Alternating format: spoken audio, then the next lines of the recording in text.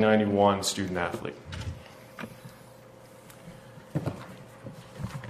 I would now like to turn the microphone over to Stephen Snyder-Hill, and he will give his story of what happened to him.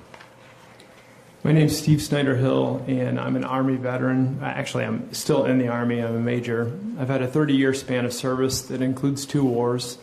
The Army teaches us honor, integrity, and courage. Those are our Army values, some of them. And I used to feel like that OSU had honor, integrity, and courage as well until they turned their back on us. In 1995, I was a kid. I needed medical help. I came to OSU to a doctor that OSU paid to give me help. The guy molested me, and you will never understand what it feels like to be in that situation unless you're there. And what I'm asking you guys to do today is to think, most of you in here have kids, is to think about what if we were your kids and that we were subjected to that at that young age.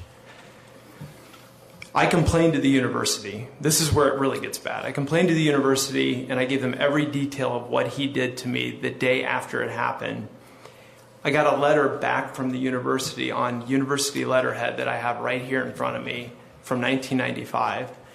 In that letter, basically I was lied to 3 times because it said that they were going to, that it had never had a complaint before with Dr. Strauss in 1995, even though that we now know that there were complaints back to 1970. It said that they would document in his record my complaint, which his record has no blemishes whatsoever in it, so that was a lie.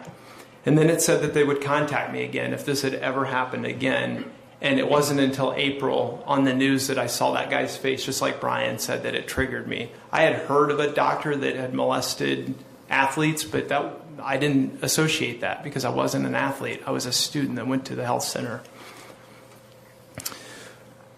And he also promised to change their forms, which I don't know that ever happened. Only OSU knows that, and that will only ever happen if OSU wants to tell people.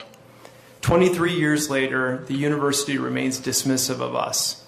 They're using language like we're trying to find out what may have happened and who may have known. And I can't tell you how traumatizing that is for us to invalidate us by using that language. That doctor's dead now. OSU robbed me of my ability to ever have closure with him. I can never confront him again, and I'll never have the opportunity to. I believe that the university is manipulating the public by trying to say things like trauma-informed care is why they're not reaching out to people. I can tell you that it was more traumatic for me to request my paperwork from the independent investigation and be denied because they told me it was part of their investigation, so they couldn't give me my paperwork. I had to put a public information request into OSU to get my paperwork. So when talking trauma-informed care, it was much more traumatic to go through all that than just reaching out to me and being transparent. In 2015, I came and did a TED Talk at OSU's request. I was the headliner for their TED Talk for 4,000 people. It was called The Human Narrative. The TED Talk was about using the power of my voice because I'm an activist and I've always been an activist for marriage equality and being in the military under Don't Ask, Don't Tell. And I got a standing ovation for this TED Talk. That was 2015. In 2018, OSU is asking me to silence my voice. And that's not the Ohio State University that I know or I believe in. The university presides over tens of thousands of people's kids, just like your kids, just like us when we were kids. So please don't dismiss us. Stop using dismissive language. Stop telling the investigators why you're not reaching out to people because you're trying to protect them. Protect the children that you preside over today, and then ask yourself, what if we were your kids? Thank you very much. The next person is a gentleman that's